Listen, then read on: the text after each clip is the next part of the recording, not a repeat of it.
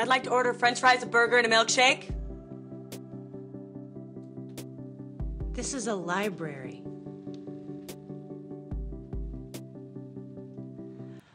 I'd like to order french fries, a burger, and a milkshake.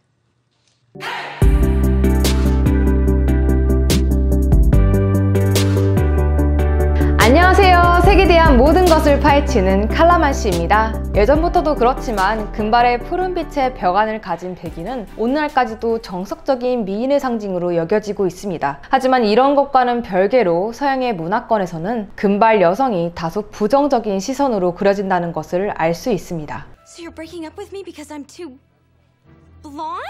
이런 서양의 문학, 영화, 드라마들을 통해 동양권인 우리나라에서도 어느새 금발은 백치미라는 이미지가 자리 잡았습니다. 금발은 얼굴이 예쁘고 성적인 매력이 다분한 반면 머리는 텅 비었다, 뭐 이런 말이죠. 과연 금발은 멍청하다는 이런 편견이 왜 생겨났을까요? 이 속설의 기원은 18세기 후반에 프랑스 파리에서부터 시작됩니다. 그리고 그 이야기의 주인공은 바로 파리의 고급 매춘부였던 로살리 듀세입니다. 기록에 의하면 파리 오페라 극장의 무용수였던 그녀는 그녀의 빼어난 미모를 이용해 유럽의 귀족뿐만 아니라 왕실까지 상대하는 매칭 행위를 벌였다고 합니다. 온갖 가십이 그녀를 중심으로 돌아갔죠. 그 와중에 듀세는 이해할 수 없는 행동들을 자주 했다고 해요. 몰래 바람을 피는 장소에서 그만 박장대소를 해서 바람을 들킨다던가, 다른 이들과 나눴던 비밀을 술에 취해 모두에게 털어놓는다던가, 장소에 맞지 않은 이상한 차림으로 등장한다던가 말입니다. 그 중에서도 가장 많이 해자되는 것은 듀세가 다른 이와 대화를 나눌 때 말하기 전에 뜸을 굉장히 오래 들였다고 합니다. 그 모습이 모자라 보인다고 생각했던 걸까요? 그래서 당시 역사가들은 그녀를 멍청한 금발이라고 부르기 시작했고, 이는 그녀의 모습과 행동을 풍자하는 연극으로까지 만들어져 유럽 전역에 금발은 멍청하다라는 편견이 생기기 시작했다고 합니다. 하지만 오늘날의 이런 금발의 편견을 전 세계적으로 널리 알리기 시작한 건 바로 다름 아닌 헐리우드 영화계입니다. 금발의 미녀가 등장하는 수많은 영화들이 있지만 금발을 상징하는 아이콘은 단연코 마릴린 먼로가 아닐까 싶어요. But I prefer a man who lives and gives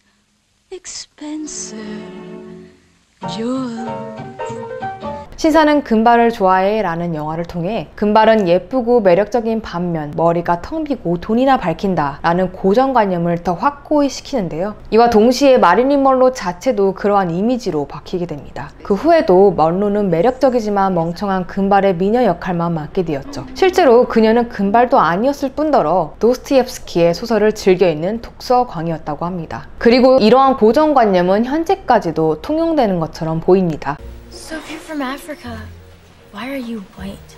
그렇다면 정말로 금발머리를 가진 사람은 다른 머리색을 가진 사람들보다 덜 똑똑할까요? 상식적으로 이 질문이 정말 우습게 들리시겠지만 실제로 이를 검증하기 위한 한 연구가 진행된 적이 있었습니다. 당시 오하이오 주립대학원의 연구원이었던 제이 자고로스키는 1979년 1878명의 미국인들을 대상으로 머리 색깔과 IQ에 대한 조사를 했었는데요. 그 결과는 당연하게도 금발이라고 덜 똑똑한 것도 아니었고 오히려 금발을 가진 연구 대상자들이 더 높은 지능을 가졌다는 결과가 나오기도 했습니다. 그리고 2001년 이런 편견을 정면 돌파하는 영화가 등장합니다. 바로 우리나라에서는 금발이 너무해 라는 제목으로 개봉한 영화 리걸리 블론드입니다. 남자친구를 되찾기 위해 하버드 로스쿨에 입학한 여주인공 엘로즈가 금발이 갖고 있는 편견을 깨고 진정한 변호사로 거듭나는 내용을 담고 있는데요. 물론 코미디 영화이긴 하지만 우리는 이 영화를 통해 서양 사회가 금발에 대해 갖고 있는 부정적인 편견을 본과 동시에 이와 같은 작품들을 통해 금발에 대한 편견을 깨기 위한 노력들이 오늘날까지도 이어지고 있다는 사실을 알 수 있습니다.